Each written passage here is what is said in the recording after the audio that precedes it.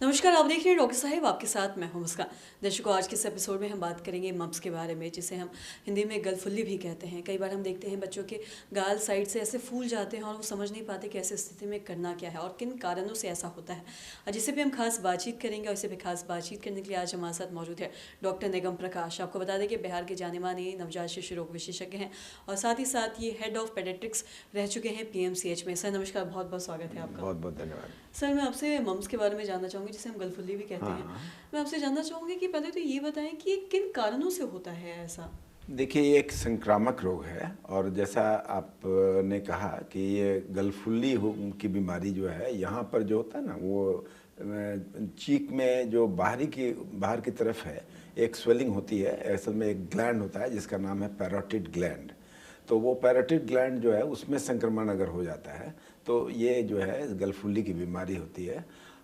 और भी दो पैरोटिड ग्लैंड के अलावा सलाइवरी ग्लैंड्स होते हैं जिसके भी कारण हो सकता है सलाइवरी ग्लैंड जो है।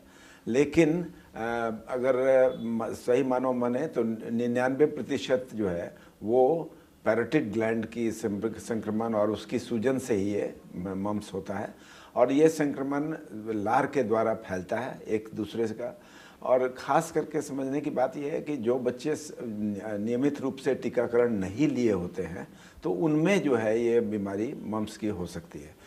आमतौर से जो बच्चे ख़ास करके आप देखते होंगे जो गांव के एक इससे आते हैं लोग, तो वो गांव में एक पट्टी उसमें साट दिया करते हैं, बेलाडोना की पट्टी, जो कि कोई तर्कसंगत नहीं है। पहले के लोग जो है दिमाग में बैठाए रहते थे कि उस पट्टी को साटने से जो है संक्रमण या सूजन जो है वो कम हो जाएगा। ऐसा कुछ होता नहीं है, उसको बिल्कुल नहीं साटने की ज़रूरत है। बल्कि इस मम्स के वायरस के लिए भी कोई एंटीबायोटिक सक्षम नहीं है, उसका इलाज सक्षम नहीं है। बल्कि उसको सिर्फ हम लोग उसके लक्षणों को कम कर सकते हैं। ख़ास करके जैसे दर्द हो और चबाने में चूँकि दिक्कत होती है तो ऐसे समय में बच्चों को एक स्लाइमी डाइट, कहने का मतलब जो गीला पदार्थ है जिसको चबाने की ज़रूरत ना हो, सिर्फ निगल जाने से काम हो, ऐसी चीज़ों को देने से बच्चा जो है वो आराम से उसका न्यूट्रिशन संभव हो पाता है। और ऐसी अवस्था में आप उसको जितना भी पैरास्टामॉल नाम की दवा है एक उसको देना है, उसके कारण जो है वो उसका दर्द कम होगा और बच्चा खाने भी लगेगा। लेकिन याद रखें कि मम्स भी कभी कभी हफ्तों बच्चों को परेशान कर सकता है। और ख़ास करके इसके जो कॉम्प्लिकेशंस हैं वो ज़्यादा होते हैं बड़े बच्चों में या एडल्ट्स में अगर मम्स हो जाए तो। लेकिन कॉम्प्लिकेशंस के कारण ये बीमारी जो है डरी जाती है और इसीलिए हम लोग इससे खौफ खाते हैं, क्योंकि मम्स के कारण एक जो बच्चे के टेस्टिकल में है वो इन्फेक्शन हो सकता है। तो उसको बोलते हैं हम लोग ऑर्काइटिस, या बहुत रेयर केस में एक पेंक्रियास नाम का ग्लैंड होता है वो भी अफेक्टेड हो सकता है जिसका नाम है पेंक्रियाटाइटिस।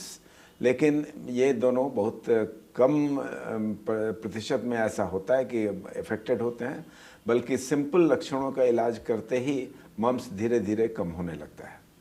जी, और साथ ही आपसे ये भी जानना चाहेंगे, जैसा कि आपने बताया कि ये इससे संक्रमण भी होता है, तो क्या ये एक बच्चे से दूसरे बच्चे में भी हो सकता है अगर कोई एक मम्स से ग्रसित है?